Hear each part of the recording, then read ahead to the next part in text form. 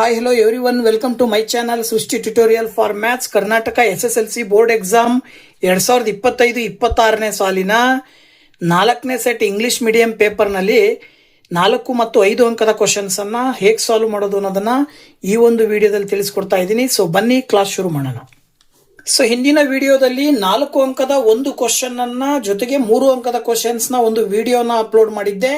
So ಆ ಒಂದು video ಯಾರು ನೋಡಿಲ್ವೋ ದಯವಿಟ್ಟು ವಿಡಿಯೋ ನೋಡಿ ಮುಂದಿನ ಈ ಕ್ವಶನ್ಸ್ ಅನ್ನ ನೋಡ್ಲಿಕ್ಕೆ ಅನುಕೂಲ ಆಗತ್ತೆ ಅಂತಕ್ಕಂಥದ್ದನ್ನ ತಿಳಿಸ್ತಾ ಸೊ ಮುಂದುವರೆದ್ಬಿಟ್ಟು 35ನೇ ಕ್ವಶನ್ 4 ಅಂಕದ 2ನೇ ಕ್ವಶನ್ ಥೇರಮಿಗೆ ಸಂಬಂಧಪಟ್ಟಿರೋದು 2 ಥೇರಮ್ ಕೊಟ್ಟಿದ್ದಾರೆ. 2ರಲ್ಲಿ ನೀವು ಆಪ್ಷನ್ ಯಾವುದನ್ನಾದ್ರೂ ಆಯ್ಕೆ ಮಾಡಿಕೊಂಡು ಬರೀಬೇಕಾಗತ್ತೆ.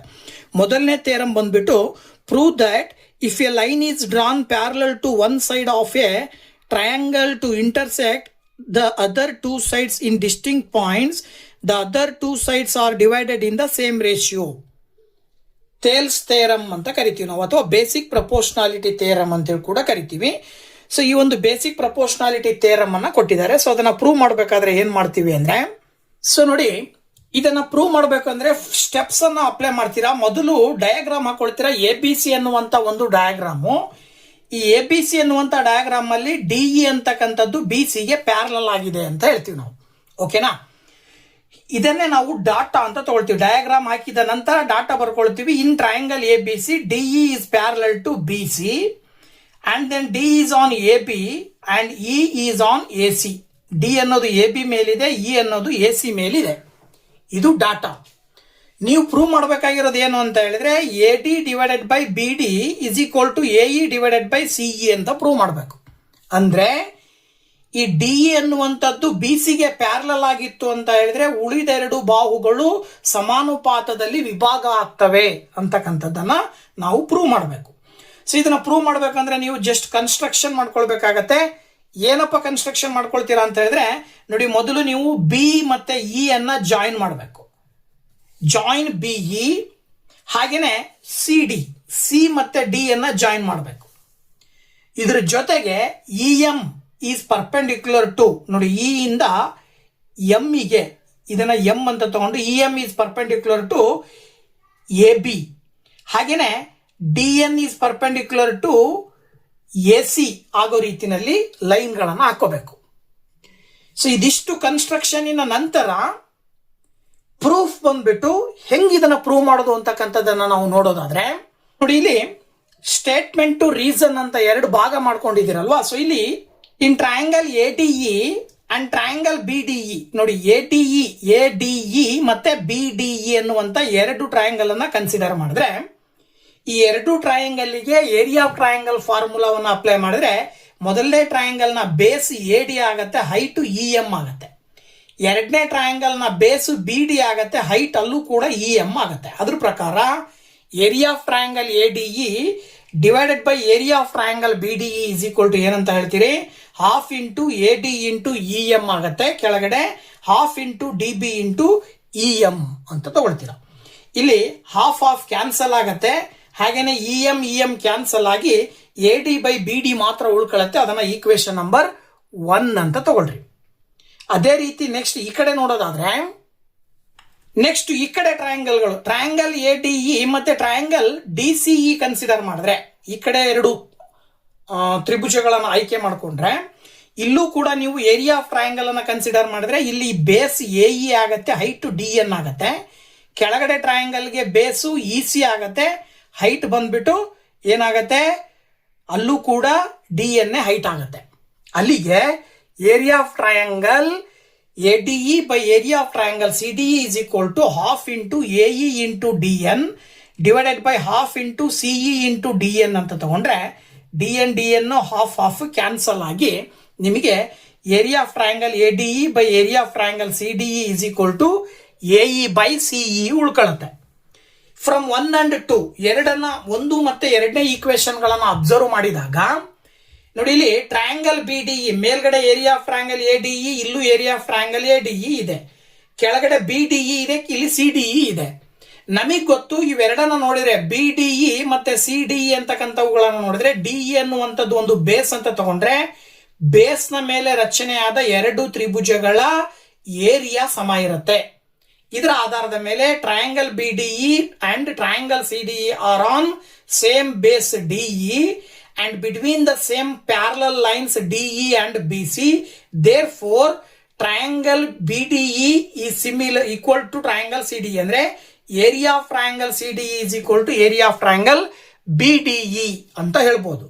ಅಲ್ಲಿಗೆ ಅವೆರಡು ಟ್ರಯಾಂಗಲ್ ನ ಏರಿಯಾ ಈಕ್ವಲ್ ಅಂತ ಹೇಳಿದ್ರೆ ಅದರ ಅರ್ಥ 1 ಮತ್ತೆ 2 ನೋಡಿದಾಗ BDE ಬದಲಾಗಿ CDE ಗೆ ನಾವು ಎರಡು ಈಕ್ವಲ್ ಅಂತ ಕನ್ಸಿಡರ್ ಮಾಡಿರೋದ್ರಿಂದ ಎರಡು ಈಕ್ವೇಶನ್ ಅಲ್ಲೂ ಲೆಫ್ಟ್ ಸೈಡ್ ಈಕ್ವಲ್ ಇದೆ ಅಂದ್ರೆ ಎರಡು ಈಕ್ವೇಶನ್ ರೈಟ್ ಸೈಡ್ ಅನ್ನ ಈಕ್ವಲ್ ಅಂತ ತಗೊಳ್ತೀವಿ. ಅದ್ರ ಪ್ರಕಾರ ಏನಾಗುತ್ತೆ, comparing 1 and 2 AD by BD is equal to AE by CE ಅಂತ ಹೇಳಿ ನಾವು ಸುಲಭವಾಗಿ ಹೇಳಬಹುದು. ಓಕೆನಾ? ಸೊ ನೆಕ್ಸ್ಟ್ ಇನ್ನೊಂದು ಎರಡನೇ ಥಿಯರಮ್ ಬಂದ್ಬಿಟ್ಟು prove that if in two triangles sides of one triangle are proportional to the sides of the other triangle, then their corresponding angles are equal and hence two triangles are similar ಅಂತ ಕೊಟ್ಟಿದ್ದಾರೆ. So ಇದನ್ನ ಹೇಗೆ prove ಮಾಡೋದು ಅನ್ನೋದನ್ನ ನೋಡೋದಾದ್ರೆ ನೋಡಿ, ಇಲ್ಲಿ ಮೊದಲು ಎರಡು ಟ್ರಯಾಂಗಲ್ ಅನ್ನ ಕನ್ಸಿಡರ್ ಮಾಡ್ಕೊಳ್ತೀರ. ಅಂದ್ರೆ ಎರಡು ಟ್ರಯಾಂಗಲ್ ನ ಹಾಕೊಳ್ಬೇಕು. ABC ಅನ್ನೋದೊಂದು DEF ಅನ್ನೋದೊಂದು ಟ್ರಯಾಂಗಲ್ ನ ಹಾಕೊಂಡು ಈಗ ಡಾಟಾ ಬರ್ಕೊಳ್ಬೇಕು. ಡಾಟಾ ಬಂದ್ಬಿಟ್ಟು ಏನಿದೆ ಅಂದ್ರೆ ಎರಡು ಟ್ರಯಾಂಗಲ್ ನಲ್ಲಿ AB divided by DE is equal to BC divided by EF is equal to AC divided by DF ಅನ್ನೋದು ಗಿವನ್. ಓಕೆನಾ? ಸೊ ಇದ್ರ ಆಧಾರದ ಮೇಲೆ ಈ ಎರಡು ಟ್ರಯಾಂಗಲಿನ ಅನುರೂಪ ಬಾಹುಗಳೇನಿದಾವೆ, ಕರೆಸ್ಪಾಂಡಿಂಗ್ ಸೈಡ್ಸ್ ನ ರೇಷಿಯೋ ಬಂದ್ಬಿಟ್ಟು ಏನಾಗಿದಾವೆ, ಪ್ರಪೋರ್ಷನೇಟ್ ಆಗಿದಾವೆ ಅನ್ನೋದನ್ನ ಹೇಳ್ತಾ ಇದೆ. ಓಕೆನಾ? ಸೊ ಹೀಗಿದ್ದ ಮೇಲೆ ನೀವು ಪ್ರೂವ್ ಮಾಡಬೇಕಾಗಿರೋದು ಏನಪ್ಪಾ ಅಂದ್ರೆ all corresponding angles are equal ಅಂತ ಪ್ರೂವ್ ಮಾಡ್ಬೇಕಂದ್ರೆ ಆಂಗಲ್ ಎ ನ corresponding angle D equal, angle B ನ corresponding angle E equal, angle C ನ ಕರೆಸ್ಪಾಂಡಿಂಗ್ ಆಂಗಲ್ F ಈಕ್ವಲ್ ಅಂತ ಹೇಳಬೇಕು. ಅದ್ರ ಜೊತೆಗೆ these two triangles are similar ಅಂತ ಪ್ರೂವ್ ಮಾಡ್ಬೇಕು. So that triangle ABC similar to triangle DEF. ಇದು ಬಂದ್ಬಿಟ್ಟು ನೀವು ಪ್ರೂವ್ ಮಾಡಬೇಕಾಗಿರುವಂತದ್ದು. ಸೊ ಇದನ್ನ ಪ್ರೂವ್ ಮಾಡ್ಬೇಕಂದ್ರೆ ಏನ್ ಮಾಡ್ಬೇಕಪ್ಪ ಅಂತ ಹೇಳಿದ್ರೆ DEF ನಲ್ಲಿ AB ಮೆಜರ್ಮೆಂಟ್ ಎಷ್ಟಿದೆಯೋ ಅಷ್ಟೇ ಮೆಜರ್ಮೆಂಟ್ ಅನ್ನ DE ಮೇಲೆ ಒಂದು ಪಾಯಿಂಟಿಗೆ ಮಾರ್ಕ್ ಮಾಡಬೇಕು. ಆ ಪಾಯಿಂಟಿಗೆ ನೀವು P ಅಂತ ಹೆಸರು ಕೊಡಬೇಕು. ಹಾಗೇನೆ AC ನ ಮೆಜರ್ಮೆಂಟ್ ಎಷ್ಟಿರುತ್ತೋ ಅಷ್ಟೇ ಮೆಜರ್ಮೆಂಟ್ ಅನ್ನ D ಇಂದ ಹಿಡ್ಕೊಂಡು ಇಲ್ಲಿ ಪಾಯಿಂಟ್ ಅನ್ನ ಮಾರ್ಕ್ ಮಾಡಿ ಅದಕ್ಕೆ Q ಅಂತ ಹೆಸರು ಕೊಡಬೇಕು. ಇದಾದ ನಂತರ P ಮತ್ತೆ Q ಎರಡನ್ನ ಜಾಯಿನ್ ಮಾಡಬೇಕು. ಇದನ್ನೇ ಕೊಟ್ಟಿರೋದು ಅವರಲ್ಲಿ. ನೋಡಿ, mark P on DE, Q on DF such that AB is equal to DP and AC is equal to DQ, join PQ ಅಂತ ಕೊಟ್ಟಿದ್ದಾರೆ. ಅದು ಕನ್ಸ್ಟ್ರಕ್ಷನ್ ಅನ್ನ ಮಾಡ್ಕೊಳ್ತಕ್ಕಂಥದ್ದು. ಈಗ ಇಲ್ಲಿ PQ ಲೈನ್ ಎಳೆದ ನಂತರದಲ್ಲಿ DEF ನಲ್ಲಿ ಒಂದು ಟ್ರಯಾಂಗಲ್ ಫಾರ್ಮೇಶನ್ ಆಯ್ತು DPQ. ಸೊ ABC ಮತ್ತೆ DPQ ಎರಡೂ ಟ್ರಯಾಂಗಲ್ ಅನ್ನ ನೀವು ಕನ್ಸಿಡರ್ ಮಾಡಿದ್ರಿ ಅಂದ್ರೆ ನೋಡಿ, ಇಲ್ಲಿ ಇನ್ triangle ABC and triangle DPQ AB is equal to DP ಆಗಿರುತ್ತೆ. ಯಾಕೆಂದ್ರೆ ನಾವು ಕನ್ಸ್ಟ್ರಕ್ಷನ್ ಮಾಡ್ಕೊಂಡಿರೋದು ಎರಡರ ಜೊತೆಗೂ ಕೂಡ AC is equal to DQ. So AB is equal to DP, AC is equal to DQ ಎರಡೂ ಕೂಡ ಕನ್ಸ್ಟ್ರಕ್ಷನ್ ಆಧಾರದ ಮೇಲೆ ಬರ್ಕೊಳ್ಬಹುದು. ಜೊತೆಗೆ ಇನ್ನೊಂದು ಏನ್ ಹೇಳ್ಬೋದು, AB by DE ಅವರೇ ಗಿವನ್ ಕೊಟ್ಟಿರೋದು, that is equal to BC divided by EF is equal to AC divided by DF ಅಂತ ಕೊಟ್ಟಿದ್ದಾರೆ. ನಮಗಿಲ್ಲಿ AB ಗೆ DP ಈಕ್ವಲ್ ಆಗಿ ನಾವು ಕನ್ಸ್ಟ್ರಕ್ಷನ್ ಮಾಡ್ಕೊಂಡಿರೋದ್ರಿಂದ AB ಬದಲಾಗಿ DP ಹಾಕೋಣ. ಇಲ್ಲೂ ಅಷ್ಟೇ AC ಬದಲಾಗಿ DQ ಹಾಕೋಣ. ಈಗ DP by DE is equal to DQ by DF ಆಯ್ತು. DP by DE is equal to DQ by DF ಆಯ್ತು ಅಂದ್ರೆ ಅದರ ಅರ್ಥ PQ ಅನ್ನೋದು EF ಗೆ ಪ್ಯಾರಲಲ್ ಆಗಿದೆ ಅಂತ ಅರ್ಥ. PQ is parallel to EF. CBPT ಆಧಾರದ ಮೇಲೆ ಹೇಳ್ತೀವಿ, ಅಂದ್ರೆ ಕೊರೊಲರಿ ಆಫ್ ಬೇಸಿಕ್ ಪ್ರಪೋರ್ಷನಾಲಿಟಿ ಥಿಯರಮಿನ ಆಧಾರದ ಮೇಲೆ. ಯಾವಾಗ PQ ಅನ್ನೋದು EF ಗೆ ಪ್ಯಾರಲಲ್ ಆಗಿರುತ್ತೋ ಆಲ್ಟರ್ನೇಟ್ ಆಂಗಲ್ಲು P ಗೆ E ಈಕ್ವಲ್ ಇರುತ್ತೆ. ಹಾಗೇನೆ ಅಡ್ಜಸೆಂಟ್ ಆಂಗಲ್ಸ್ Q ಗೆ F ಈಕ್ವಲ್ ಇರುತ್ತೆ. ಓಕೆನಾ? So that angle P is equal to angle E, ಹಾಗೇನೆ angle Q is equal to angle F. So ಈ ಎರಡು ಆಂಗಲ್ ಈಕ್ವಲ್ ಆಯಿತು ಅಂತ ಹೇಳಿದ್ರೆ ನಾವೇನ್ ಹೇಳ್ಬೋದು, ಟ್ರಯಾಂಗಲ್ DPQ ಮತ್ತೆ ಟ್ರಯಾಂಗಲ್ DEF ಎರಡೂ ಕೂಡ ಸಿಮಿಲರ್ ಅಂತ ಹೇಳ್ತೀವಿ AA ಕ್ರಿಟೀರಿಯಾದ ಆಧಾರದ ಮೇಲೆ. ಸೊ ಇವೆರಡು ಸಿಮಿಲರ್ ಅಂದ್ರೆ ಅವುಗಳ ಕರೆಸ್ಪಾಂಡಿಂಗ್ ಸೈಡ್ಸ್ ನ ರೇಷಿಯೋ ಪ್ರಪೋರ್ಷನೇಟ್ ಆಗಿರ್ತಾವೆ. ಹಾಗಾಗಿ D P by DE is equal to D Q by D F is equal to P Q by E F ಅಂತ ಹೇಳ್ತೀವಿ. ಇಲ್ಲಿ ನಾವು ಡಿ ಪಿ ಯನ್ನ ಎ ಬಿಗೆ ಸಮ ಅಂತ ತಗೊಂಡ್ರೆ ಎ ಬಿ ಬೈ ಡಿಇ ಅಂತ ತಗೊಳ್ಬಹುದು. ಹಾಗೇನೆ ಡಿ ಕ್ಯೂ ಅನ್ನ ಎ ಸಿಗೆ ಸಮ ಇರೋದ್ರಿಂದ A C by D F ಅಂತ ತಗೊಳ್ಬಹುದು. ಆದ್ರೆ ಪಿ ಕ್ಯೂ ಅನ್ನ ಬಿ ಸಿಗೆ ಸಮ ಅಂತ ಹೇಳಬಹುದು. ಇದರ ಆಧಾರದ ಮೇಲೆ ಎ ಬಿ ಸಿ ಮತ್ತೆ ಡಿಇ ಎಫ್ ಎರಡು ಏನಾದವು ಸಿಮಿಲರ್ ಅದು. ನೋಡಿ ಹೇಗೆ ಹೇಳ್ಬೋದು ಅಂತ ಹೇಳಿದ್ರೆ, ಇನ್ನೊಂದು ರೀತಿನಲ್ಲಿ ಹೇಳೋದಾದ್ರೆ ಎ ಬಿ ಮತ್ತೆ D P equal, A C ಮತ್ತೆ ಡಿ ಕ್ಯೂ ಈಕ್ವಲ್, ಅಲ್ಲಿಗೆ ಬಿ ಸಿ ಮತ್ತೆ ಪಿ ಕ್ಯೂ ಕೂಡ ಈಕ್ವಲ್ ಇರೋದ್ರಿಂದ ಎಸ್ ಎಸ್ ಎಸ್ ಕ್ರಿಟೀರಿಯಾದ ಆಧಾರದ ಮೇಲೆ ಎ ಬಿ ಸಿ ಮತ್ತೆ ಡಿ ಪಿ ಕ್ಯೂ ಸಿಮಿಲರ್ ಅಂತ ಹೇಳ್ತೀವಿ ನಾವು. ಯಾವಾಗ ಎ ಬಿ ಸಿ ಮತ್ತೆ D P Q similar, corresponding angle ಸಮ ಈಕ್ವಲ್ ಅಂತ ಹೇಳ್ತೀವಿ. ಆಂಗಲ್ ಎಗೆ correspond angle D, angle B ಗೆ ಕರೆಸ್ಪಾಂಡು ಆಂಗಲ್ ಪಿ, ಹಾಗೇನೆ ಆಂಗಲ್ ಸಿ ಗೆ correspond angle Q. But P ಮತ್ತೆ ಇ ಈಕ್ವಲ್, ಕ್ಯೂ ಮತ್ತೆ ಎಫ್ ಈಕ್ವಲ್ ಇರೋದ್ರಿಂದ ಬಿ ಈಕ್ವಲ್ ಟು ಎ ಅಂತ ಹೇಳ್ಬೋದು ನಾವು, ಸಾರಿ ಇ ಅಂತ ಹೇಳ್ಬೋದು, ಸಿ ಈಕ್ವಲ್ ಟು ಎಫ್ ಅಂತ ಹೇಳ್ಬೋದು. So that angle A equal to D ನಾವು ಪ್ರೂವ್ ಮಾಡಬೇಕಾಗಿರೋದು ಅದನ್ನ. Angle B equal to angle E, angle C equal to angle F. ಅಲ್ಲಿಗೆ all three corresponding angles equal ಅಂದ್ರೆ those two triangles are similar A ಕ್ರಿಟೀರಿಯಾದ ಆಧಾರದ ಮೇಲೆ. Hence it is proved ಅಂತೇಳಿ ನಾವು ಸುಲಭವಾಗಿ ಹೇಳಬಹುದು. ಓಕೆ, 4th ಮಾರ್ಕ್ಸಿನ 3rd ಕ್ವಶನ್ ಬಂದ್ಬಿಟ್ಟು ಏನೋ ಗ್ರಾಫಿಕಲ್ ಮೆಥಡ್ ಅಲ್ಲಿ ಸಾಲ್ವ್ ಮಾಡ್ತಕ್ಕಂಥದ್ದು. ಪೇರ್ ಆಫ್ ಲೀನಿಯರ್ ಈಕ್ವೇಶನ್ ಅನ್ನ solve the given pair of linear equations by graphical method ಅಂತಿದೆ. x plus 2y is equal to 6, x plus y is equal to 2. ಇದನ್ನ prove ಮಾಡಬೇಕು. So ಇದನ್ನ solve ಮಾಡಬೇಕು ಅಂತ ಹೇಳಿದ್ರೆ 36ನೇ ಕ್ವಶನ್ ಅನ್ನ ಗ್ರಾಫಿಕಲ್ ಮೆಥಡ್ ಮುಖಾಂತರ x ಮತ್ತೆ y ಬೆಲೆ ಕಂಡುಹಿಡಿಬೇಕು ಅಂದ್ರೆ ಮೊದಲ ಎರಡು ಈಕ್ವೇಶನ್ ಗಳನ್ನ ಸಪರೇಟ್ ಆಗಿ ಬರ್ಕೊಳ್ಬೇಕು. x plus 2y is equal to 6 ಅಂತ ಹೇಳಿ, x plus y is equal to 2 ಅಂತ ಹೇಳಿ. ಇಲ್ಲಿ x ಅನ್ನುವಂತ ವೇರಿಯೇಬಲ್ ನ ಇಟ್ಕೊಂಡು 2y ಆ ಕಡೆ ಕಳಿಸಿದ್ರೆ -2y ಆಗುತ್ತೆ. ಆಸ್ ಇಟ್ ಈಸ್ ಇಲ್ಲೂ ಕೂಡ y ನ ಆ ಕಡೆ ಕಳಿಸಿದ್ರೆ -y ಆಗುತ್ತೆ. ಈಗ y ಗಳಿಗೆ ಎರಡು ಬೆಲೆಗಳನ್ನ ತಗೊಳ್ಬೇಕು, ಆಗ x ಗೆ ಎರಡು ವ್ಯಾಲ್ಯೂ ಬರ್ತಾವೆ. ಅದೇ ರೀತಿ ಈ ಕಡೆನೂ ಕೂಡ ಅಷ್ಟೇ. ಸಪೋಸ್ ನೀವು y ಗೆ 0 ತಗೊಂಡ್ರಿ ಅಂದ್ರೆ y ಇರೋ ಜಾಗದಲ್ಲಿ 0 ಹಾಕಿದ್ರೆ 6 - 2 × 0 ಮಾಡಿದ್ರೆ 6 ಬರುತ್ತೆ. ಆಸ್ ಇಟ್ ಈಸ್ y ನ ವ್ಯಾಲ್ಯೂ 2 ತಗೊಂಡ್ರಿ ಅಂದ್ರೆ 6 - 2 2s 4 ಬರುತ್ತೆ, 6 - 4 ಮಾಡಿದ್ರೆ 2 ಬರುತ್ತೆ.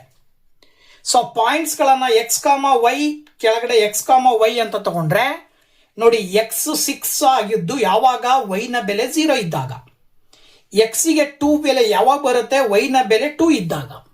ಅಲ್ಲಿಗೆ ನಿಮಗೆ ಎರಡು ಕೋಆರ್ಡಿನೇಟ್ಸ್ ಸಿಗ್ತವೆ, ಎರಡು ಪಾಯಿಂಟ್ಸ್ ಸಿಗ್ತವೆ.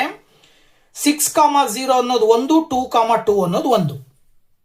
ಇದೇ ತರ ಎರಡನೇ ಈಕ್ವೇಶನ್ ಗೆ ಒಂದ್ಸರಿ y ಗೆ ಬೆಲೆ 0 ಹಾಕಿ, ಒಂದ್ಸರಿ y ಗೆ ಬೆಲೆ 2 ಹಾಕ್ರಿ. ನೋಡಿ ಇಲ್ಲಿ 2 - y ಅಂದ್ರೆ 2 - 0 ಮಾಡಿದ್ರೆ 2 ಬರುತ್ತೆ. 2 ಹಾಕಿದಾಗ 2 - 2 ಮಾಡಿದ್ರೆ 0 ಬರುತ್ತೆ. ಸೊ x ಗೆ 2 ಯಾವಾಗ ಬರುತ್ತೆ y ನ ಬೆಲೆ 0 ಇದ್ದಾಗ, ಅಲ್ಲಿಗೆ 2, 0 ಅನ್ನೋ ಪಾಯಿಂಟ್ ಸಿಕ್ತು. ಹಾಗೇನೆ y ಗೆ 2 ಹಾಕಿದ್ರೆ x ನ ಬೆಲೆ 0 ಬರುತ್ತೆ ಅಂದ್ರೆ 0, 2 ಎರಡು ಪಾಯಿಂಟ್ ಸಿಕ್ಕು.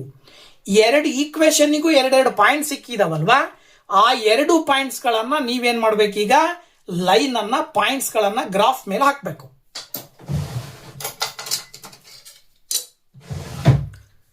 ಸೊ ನೋಡಿ, ಮೊದಲನೇ ಪಾಯಿಂಟ್ ಬಂದ್ಬಿಟ್ಟು ಗ್ರಾಫ್ ಅನ್ನ ಈ ರೀತಿ ಹಾಕೊಳ್ತೀರಾ. ಎಕ್ಸ್ ಆಕ್ಸಿಸ್, ವೈ ಆಕ್ಸಿಸ್, ಈ ಕಡೆ ಪಾಸಿಟಿವ್ ನಂಬರ್ಸ್, ಈ ಕಡೆ ನೆಗೆಟಿವ್ ನಂಬರ್ಸ್, ಮೇಲ್ಗಡೆ ಪಾಸಿಟಿವ್ ನಂಬರ್ಸ್, ಕೆಳಗಡೆ ನೆಗೆಟಿವ್ ನಂಬರ್ಸ್, ಸ್ಕೇಲ್ ಅನ್ನ ಈ ರೀತಿ ಬರ್ಕೊಳ್ಬೇಕು.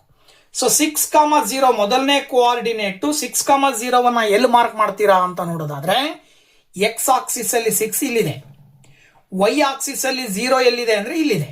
ಅಂದ್ರೆ ಅದ್ರ ನೇರವಾಗಿ ಎಕ್ಸ್ ಆಕ್ಸಿಸ್ ನ ಮೇಲೇನೆ ಪಾಯಿಂಟ್ ಬರುತ್ತೆ. ಈ ಪಾಯಿಂಟ್ ಅನ್ನ ನೀವು 6, 0 ಅಂತ ತಗೊಳ್ತೀರ. ಅದೇ ರೀತಿ 2, 2 ಇದೆ ನೆಕ್ಸ್ಟ್ ಇನ್ನೊಂದು ಪಾಯಿಂಟ್. ಎಕ್ಸ್ ಆಕ್ಸಿಸ್ ಅಲ್ಲಿ 2 ಇಲ್ಲಿದೆ, ವೈ ಆಕ್ಸಿಸ್ ಅಲ್ಲಿ 2 ಇಲ್ಲಿದೆ.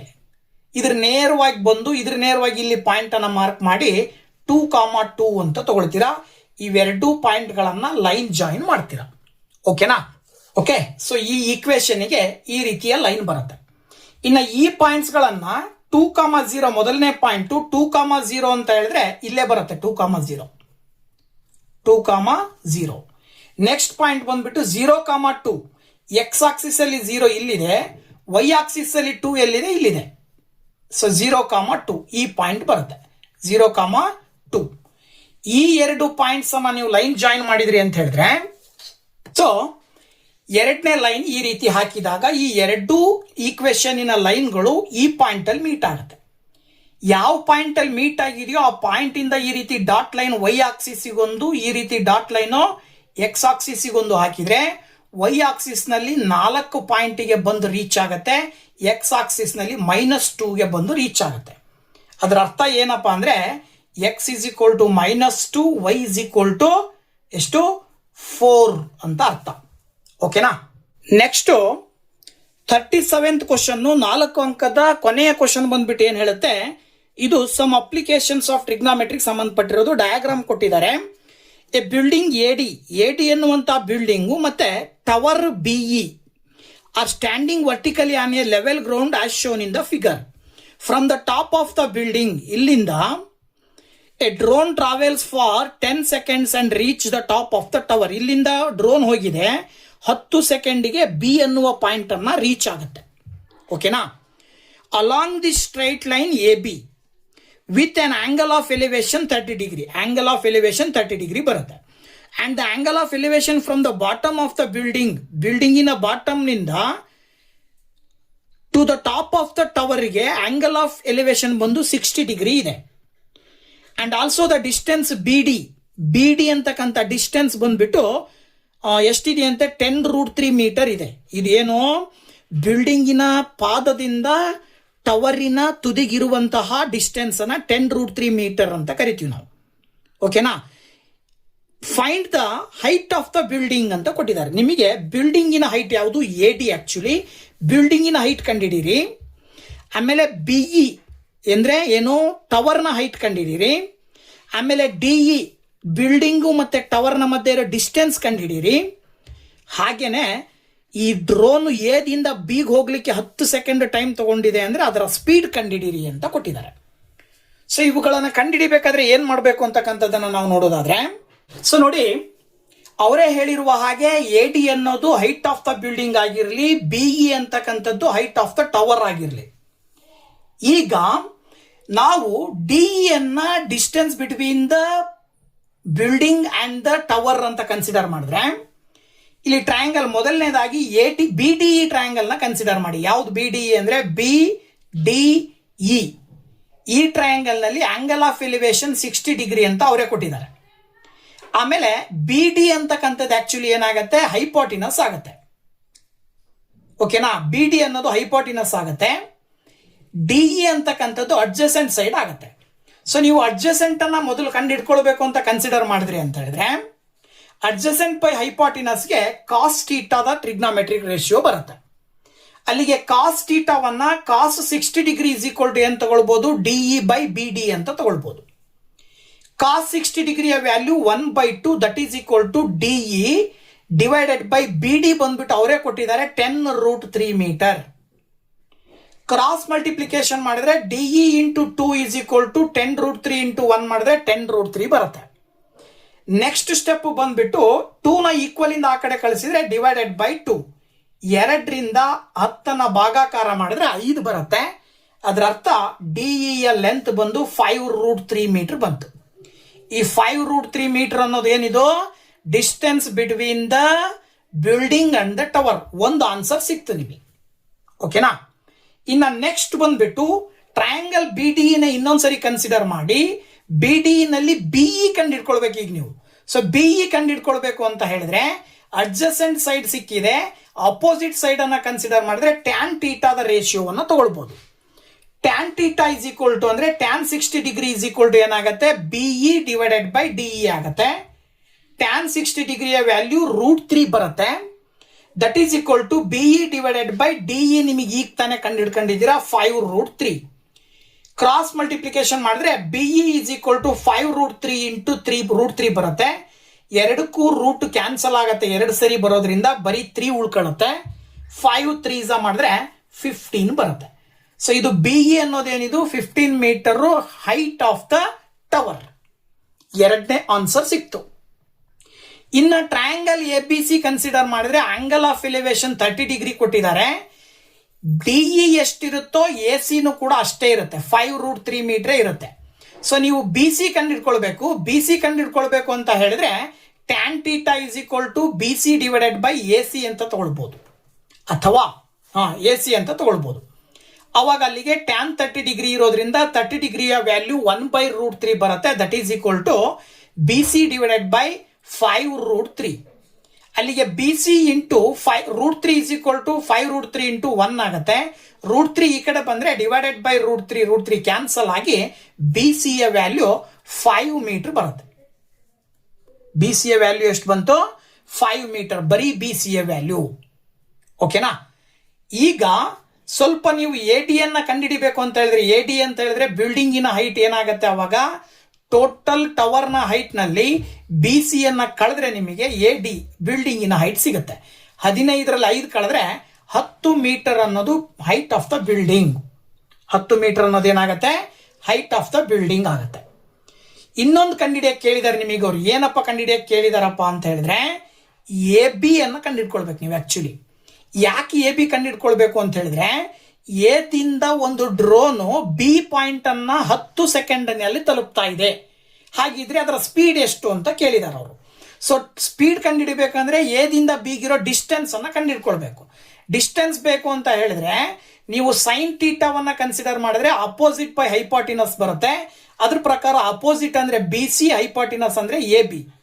ಅಲ್ಲಿಗೆ BC by AB sine 30 degree ಅಂದ್ರೆ 1/2 ಅಂತ ತಗೊಂಡ್ರೆ 5/AB ಕ್ರಾಸ್ ಮಲ್ಟಿಪ್ಲಿಕೇಶನ್ ಮಾಡಿದ್ರೆ AB is equal to 2 into 5 ಮಾಡಿದ್ರೆ 10 ಮೀಟರ್ ಬಂತು. ಸೊ AB ಯ ಲೆಂತ್ ಕೂಡ ಬಂದ್ಬಿಟ್ಟು 10 ಮೀಟರ್ ಬಂದಿದೆ. ಅಂದ್ರೆ ಬಿಲ್ಡಿಂಗಿನ ತುದಿಯಿಂದ ಟವರ್ನ ತುದಿಗಿರುವ ಡಿಸ್ಟೆನ್ಸ್ 10 ಮೀಟರ್. ಅಲ್ಲಿಗೆ ನಿಮಗೆ ಏನ್ ಕೇಳಿದಾರೆ ಅವರು? ಸ್ಪೀಡ್ ಕೇಳಿದಾರಲ್ವಾ. ಸೊ ನಮಗೆ ಇವೆಲ್ಲ ಆನ್ಸರ್ ಸಿಗ್ತಾ ಬಂದಿದಾವು. ಯಾವ್ದ್ಯಾವ್ದು? Height of the building BE ನಲ್ಲಿ BC ಕಳೆದ್ರೆ 10 ಮೀಟರ್ ಬಂತು. ಓಕೆನಾ? ಹಾಗೇನೆ height of the tower BE totally 15 metre ಬಂತು.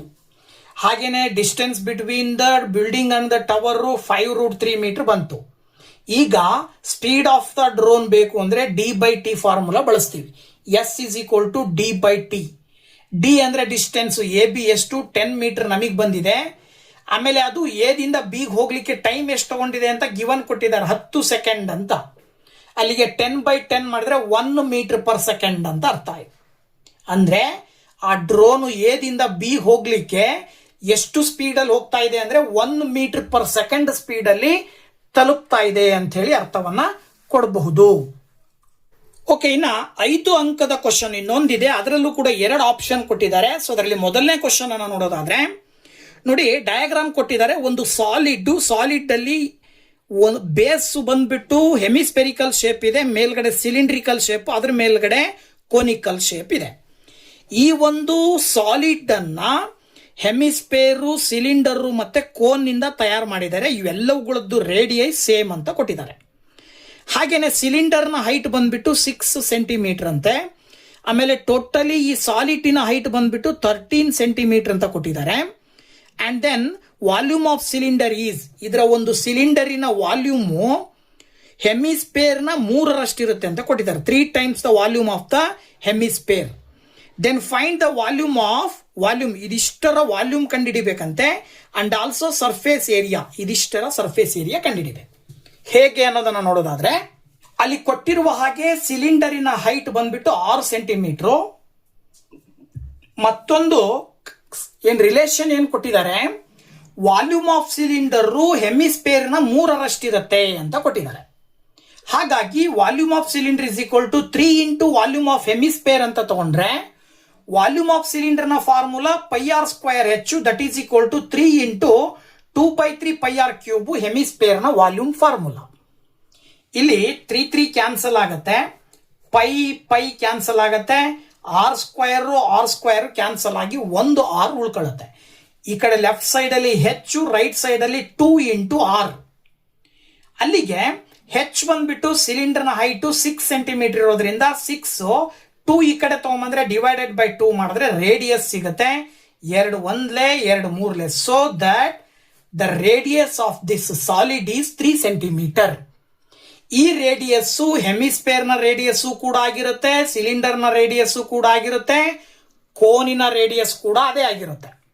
ಸೊ ಹಾಗಾಗಿ ಹೈಟ್ ಆಫ್ ದ ಕೋನ್ ಅನ್ನ ನಾವು ಕಂಡುಹಿಡ್ಕೋಬೇಕು ಅಂತ ಹೇಳಿದ್ರೆ ಟೋಟಲ್ ಸಾಲಿಡ್ಡಿನ ಹೈಟ್ 13, ಅದರಲ್ಲಿ ಹೆಮಿಸ್ಪೆರಿಕಲಿನ ಹೈಟ್ ಬಂದ್ಬಿಟ್ಟು ರೇಡಿಯಸ್ಗೆ ಸಮ ಇರುತ್ತೆ ಅಂದ್ರೆ 3 ಪ್ಲಸ್ ಸಿಲಿಂಡರ್ ಇಂದ 6 6 3 9 13ರಲ್ಲಿ 9 ಕಳೆದ್ರೆ ಕೋನಿನ ಹೈಟ್ ಮಾತ್ರ ಸಿಗುತ್ತೆ ಎಷ್ಟು 4 ಸೆಂಟಿಮೀಟರ್. ಓಕೆನಾ? ಅಲ್ಲಿಗೆ ವಾಲ್ಯೂಮ್ ಆಫ್ ಸಾಲಿಡ್ ಕಂಡಿಡೀರಿ ಅಂತ ಕೊಟ್ಟಿದ್ದಾರೆ.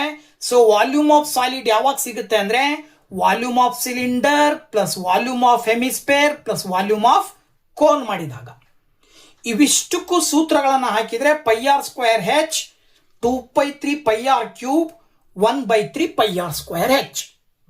ಇವಿಷ್ಟರಲ್ಲೂ ಪೈ ಕಾಮನ್ ತೆಗೆದುಬಿಟ್ರೆ r² ಅಂದ್ರೆ 3 × 3 2 ಸರಿ ಬರ್ಕೊಂಡು h ಅಂದ್ರೆ 6 ಪ್ಲಸ್ 2/3 × r³ ಇರೋದ್ರಿಂದ 3 ಸರಿ ಗುಣಿಸಿ ಬರ್ಕೊಳ್ತೀರಾ ಪ್ಲಸ್ 1/3 r² ಅಂದ್ರೆ 3 × 3 × 4. ಇದಿಷ್ಟನ್ನ ನಾವು ಸಿಂಪ್ಲಿಫೈ ಮಾಡ್ತಾ ಬಂದ್ವಿ ಅಂತ ಹೇಳಿದ್ರೆ ನೋಡಿ 3 3s 9 9 3s 9 6s 54 ಬರುತ್ತೆ. ಇಲ್ಲಿ 3 3 ಕ್ಯಾನ್ಸಲ್ ಆಗಿ 3 3s 9 9 2s 18 ಬರುತ್ತೆ. ಪ್ಲಸ್ ಇಲ್ಲಿ 3 3 ಕ್ಯಾನ್ಸಲ್ ಆಗಿ 3 4s 12 ಉಳ್ಕೊಳ್ಳುತ್ತೆ.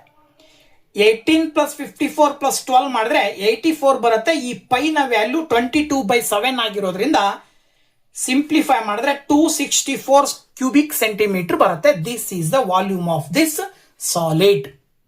ಇನ್ನು ಇದರ ಏರಿಯಾ ಕಂಡುಹಿಡಿಬೇಕು. ಏರಿಯಾ ಕಂಡುಹಿಡಿಬೇಕು ಅಂದ್ರೆ ಕೋನಿನ ಸ್ಲ್ಯಾಂಟ್ ಹೈಟ್ ಬೇಕು. ಕೋನಿನ ಸ್ಲ್ಯಾಂಟ್ ಹೈಟ್ ಕಂಡುಹಿಡಿಲಿಕ್ಕೆ L² = R² + H² formula ಬಳಸ್ತೀರಾ.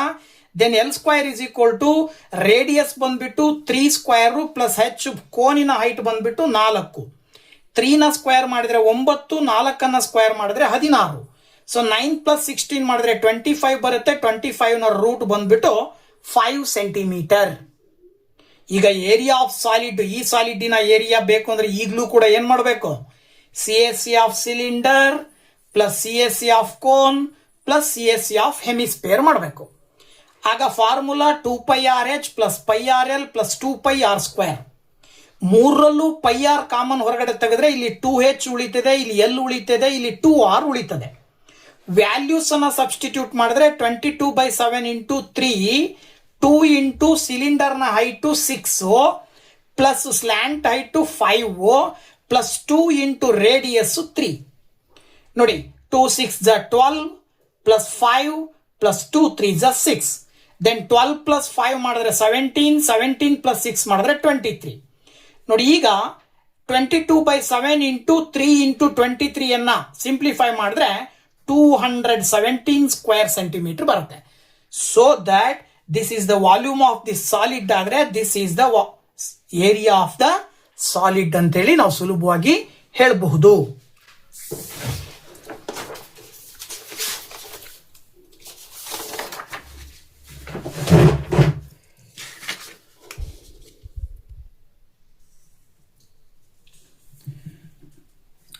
So 5 ಅಂಕದ ಕೊನೆಯ ಕ್ವಶನ್ ಬಂದ್ಬಿಟ್ಟು ಇದು ಕೂಡ ಏನು ಸರ್ಫೇಸ್ ಏರಿಯಾಸ್ ಅಂಡ್ ವಾಲ್ಯೂಮಿಗೆ ಸಂಬಂಧಪಟ್ಟಿರೋ question.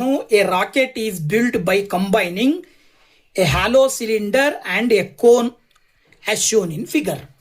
Okay, the total height of the rocket is 44 meter and the diameter and height to 6 meter and 4 meter respectively. Find the cost of installing heat resistant coating on the outer surface of the rocket at the rate of ₹10,000 per square meter ಅಂತ ಕೊಟ್ಟಿದ್ದಾರೆ. So ಇದನ್ನ ಹೇಗೆ ಕಂಡುಹಿಡಿಯೋದು ಅಂತ ನೋಡೋದಾದ್ರೆ ನೋಡಿ, ಇಲ್ಲಿ ತುಂಬಾ simple. ಇದೊಂದು ರಾಕೆಟ್ ಶೇಪು ಸಿಲಿಂಡರ್ ಮತ್ತೆ ಕೊನಿಕಲ್ ಶೇಪ್ ಅನ್ನ ಹೊಂದಿರುತ್ತೋ. ಇದಿಷ್ಟಕ್ಕೂ ನೀವೇನ್ ಮಾಡ್ಬೇಕಂತೆ, ಕೋಟಿಂಗ್ ಮಾಡ್ಬೇಕಂತೆ. ಸೊ ರೆಸಿಸ್ಟೆಂಟ್ ಕೋಟಿಂಗ್ ಮಾಡ್ಲಿಕ್ಕೆ ಖರ್ಚು ಅಮೌಂಟು 1 ಸ್ಕ್ವೇರ್ ಮೀಟರ್ಗೆ 10,000 ರೂಪಾಯಿ ಆದ್ರೆ ಈ ರಾಕೆಟ್ ಶೇಪ್ಗೆ ಕಂಪ್ಲೀಟ್ ಆಗಿ ಕೋಟಿಂಗ್ ಮಾಡ್ಲಿಕ್ಕೆ ಏನೋ ಹೀಟ್ ರೆಸಿಸ್ಟೆಂಟ್ ಅನ್ನ ಇನ್ಸ್ಟಾಲ್ ಮಾಡ್ಲಿಕ್ಕೆ ಎಷ್ಟು ದುಡ್ಡು ಖರ್ಚಾಗತ್ತೆ ಅಂತ ಕೇಳಿದ್ದಾರೆ. ಸೊ ಇದಕ್ಕೆ ನೀವೇನು ಮಾಡಬೇಕು ಅಂತ ಹೇಳಿದ್ರೆ ಮೊದಲು ಗಿವನ್ ಬರ್ಕೊಳ್ತೀರಾ. ಡಯಾಮೀಟರ್ ಕೊಟ್ಟಿದ್ದಾರೆ 6 ಮೀಟರ್, ಅದರ ಅರ್ಧ ರೇಡಿಯಸ್ ಆಗುತ್ತೆ 3 ಸೆಂಟಿಮೀಟರ್. ಹಾಗೇನೆ ಹೈಟ್ ಆಫ್ ದ ಕೋನ್ ಬಂದ್ಬಿಟ್ಟು 4 ಮೀಟರ್ ಕೊಟ್ಟಿದ್ದಾರೆ. ಅಲ್ಲಿಗೆ ಸಿಲಿಂಡರ್ ಟೋಟಲ್ ಸಾಲಿಡ್ ರಾಕೆಟಿನ ಹೈಟ್ 44 ಮೀಟರ್ ಆದ್ರೆ ಬರೀ ಸಿಲಿಂಡರ್ದು ಏನಾಗುತ್ತೆ 40 ಮೀಟರ್ ಆಗುತ್ತೆ. ಇನ್ನ ಸರ್ಫೇಸ್ ಏರಿಯಾ ಕಂಡುಹಿಡಿಬೇಕಾಗಿರೋದ್ರಿಂದ ಕೋನಿನ ಸ್ಲ್ಯಾಂಟ್ ಹೈಟ್ ಬೇಕು. ಕೋನಿನ ಸ್ಲ್ಯಾಂಟ್ ಹೈಟ್ ಬಂದ್ಬಿಟ್ಟು L² = R² + H². Value substitute ಮಾಡಿದ್ರೆ R ಅಂದ್ರೆ 3², H ಅಂದ್ರೆ 4². 9 + 16 ಮಾಡಿದ್ರೆ 25 ಬರುತ್ತೆ. ಸೊ ದಟ್ L ನ ಬೆಲೆ 5 ಮೀಟರ್. ಈಗ ನೀವು ಮೊದಲು ಈ ರಾಕೆಟ್ ಶೇಪಿನ ಸರ್ಫೇಸ್ ಏರಿಯಾ ಕಂಡುಹಿಡಿಬೇಕು ಅಂದ್ರೆ ಏರಿಯಾ ಆಫ್ ಸಿಲಿಂಡರ್ ಮತ್ತೆ ಏರಿಯಾ ಆಫ್ ಕೋನ್ ಅನ್ನ ಕೂಡಬೇಕು. ದೆನ್ 2πRh + πRL ಮಾಡಿದ್ರೆ πr ಅನ್ನ ಕಾಮನ್ ಆಗಿ ತೆಗೆದಾಗ 2h + L ಉಳ್ಕೊಳ್ಳುತ್ತೆ. ವ್ಯಾಲ್ಯೂಸ್ ಅನ್ನ ಸಬ್ಸ್ಟಿಟ್ಯೂಟ್ ಮಾಡಿದ್ರೆ 22/7 × 3 × 2 × ಹೈಟು, ಸಿಲಿಂಡರ್ನ ಹೈಟು 40 ಪ್ಲಸ್ ಸ್ಲ್ಯಾಂಟ್ ಹೈಟು 5. ಅಲ್ಲಿಗೆ 2 × 40 ಮಾಡಿದ್ರೆ 80 ಬರುತ್ತೆ, ಪ್ಲಸ್ 5 ಮಾಡಿದ್ರೆ 85. ಸೊ 22/7 × 3 × 85 ಸಿಂಪ್ಲಿಫೈ ಮಾಡಿದ್ರೆ 800.7 ಸ್ಕ್ವೇರ್ ಮೀಟರ್ ಬಂತು. ಈಗ ನಾವು ಕಾಸ್ಟ್ ಕಂಡುಹಿಡಿಬೇಕು. Cost of installing heat resistant 1 square ಮೀಟರ್ಗೆ 10,000 ಆದ್ರೆ 800.7 ಸ್ಕ್ವೇರ್ ಮೀಟರ್ ಏನಾಗುತ್ತೆ 80,07,000 ರೂಪೀಸ್ ಬರುತ್ತೆ. ಎಷ್ಟು ಬರುತ್ತೆ 80,07,000 ರೂಪೀಸ್ ಅಂತ ಹೇಳಿ ಸುಲಭವಾಗಿ ಹೇಳಬಹುದು. ಸೊ ಇಲ್ಲಿವರೆಗೂ 4 ಮತ್ತು 5 ಅಂಕದ ಕ್ವಶನ್ಸ್ ಅನ್ನ ಈ ಒಂದು ವಿಡಿಯೋದಲ್ಲಿ ನಿಮ್ ಜೊತೆ ಡಿಸ್ಕಷನ್ ಮಾಡಿದ್ದೀನಿ. ನೆಕ್ಸ್ಟ್ ಮುಂದಿನ ಹಂತದಲ್ಲಿ ಬೇರೊಂದು ಮಾಡಲ್ ಕ್ವಶನ್ ಪೇಪರಿನ ಕ್ವಶನ್ಸ್ ನೊಂದಿಗೆ ಬರ್ತೀನಿ. ಅಲ್ಲಿ ತನಕ ವೆಯ್ಟ್ ಮಾಡ್ತಾ ಇರಿ ಅಂತ ಹೇಳ್ತಾ thank you very much. Bye bye.